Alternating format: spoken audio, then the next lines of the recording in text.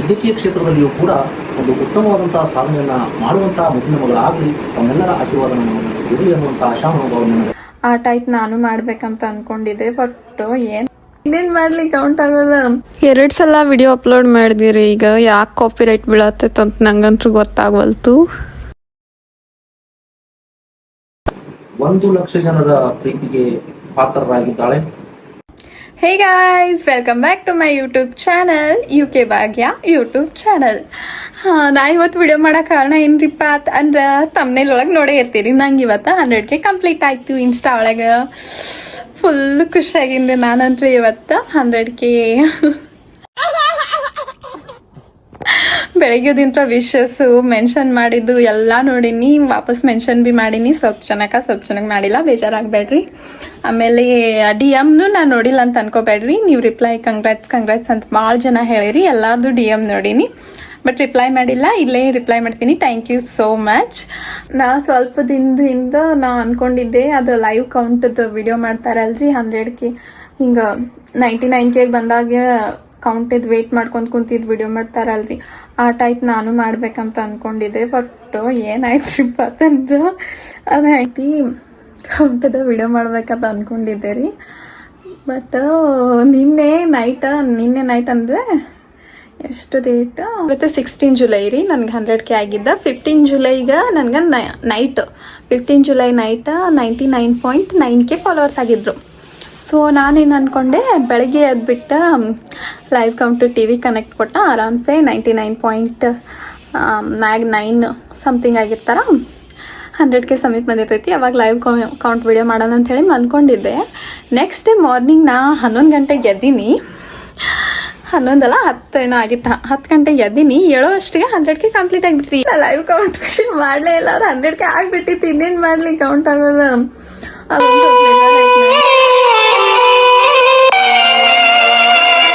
ಅದಲ್ಲ, ಅದೊಂದು ಖುಷಿ ಆಯ್ತು. ಅದು ಕೊಯ್ಯೊಂದು ನೋಯಾತೈತ್ರಿ. ನಮ್ಮ ಪಪ್ಪ ಮಮ್ಮಿ ಏನೋ ತರಕ್ಕೆ ಹೋಗ್ಯಾರಿ ಸರ್ಪ್ರೈಸ್ ಮಾಡ್ಬೇಕಂತ ಹೇಳಿ.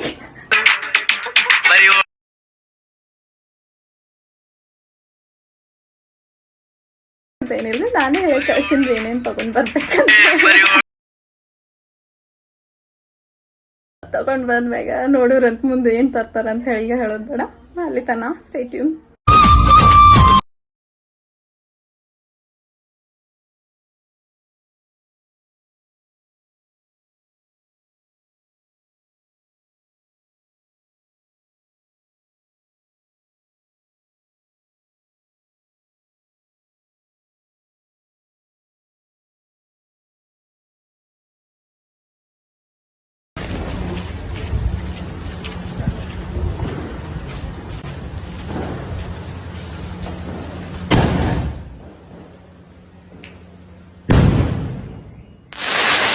ಇಲ್ಲಿ ಹಾಕಿರೋ ಸಾಂಗ್ ಎಲ್ಲ ರಿಮೂವ್ ಮಾಡ್ತಿದ್ದೀನಿ, ಯಾಕಂದರೆ ಅದು ಕಾಪಿರೈಟ್ ಬಂದ್ಬಿಡ್ತು ಫಸ್ಟ್ ಟೈಮ್ ಅಪ್ಲೋಡ್ ಮಾಡಿದ್ದಾಗ. ಸೊ ನನ್ನ ಮುದ್ದಿನ ಮಗಳಿಗೆ ಅಭಿನಂದನೆಗಳು.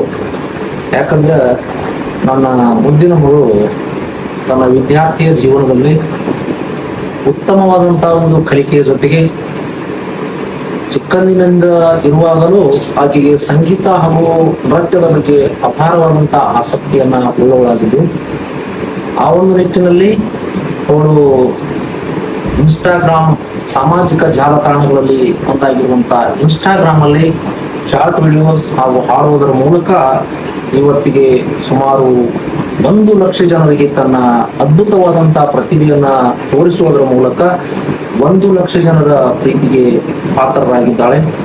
ಅದು ತುಂಬಾ ಸಂತೋಷದ ವಿಷಯ.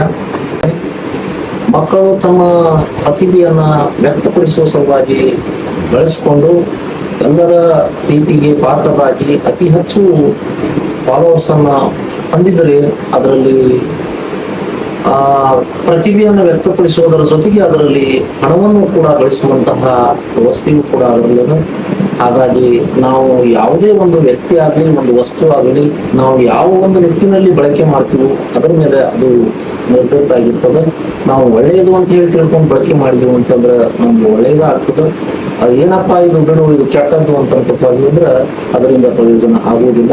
ನಾವು ಅದನ್ನ ಬಳಕೆ ಮಾಡುವ ರೀತಿ ನಮ್ಮ ಮೇಲೆ ಇರ್ತದ. ನಾವು ಅದನ್ನು ನೋಡುವಂತ ರೀತಿ, ನಾವು ಒಳ್ಳೆಯದಾಗಿ ಅದನ್ನ ಬಳಸಿಕೊಂಡ್ರೆ ಅದರಲ್ಲಿ ಇಲ್ಲಿ ಪ್ರತಿಭೆಯನ್ನ ವ್ಯಕ್ತಪಡಿಸುವುದರ ಜೊತೆಗೆ ಅಲ್ಲಿ ಹಣವನ್ನು ಕೂಡ ಬಹಳಷ್ಟು ಗಳಿಸಬಹುದು. ಅವರದೇ ಆದಂತಹ ಕೆಲವೊಂದು ನಿಯಮಗಳು ಅದರಲ್ಲಿ ಇರುತ್ತವೆ.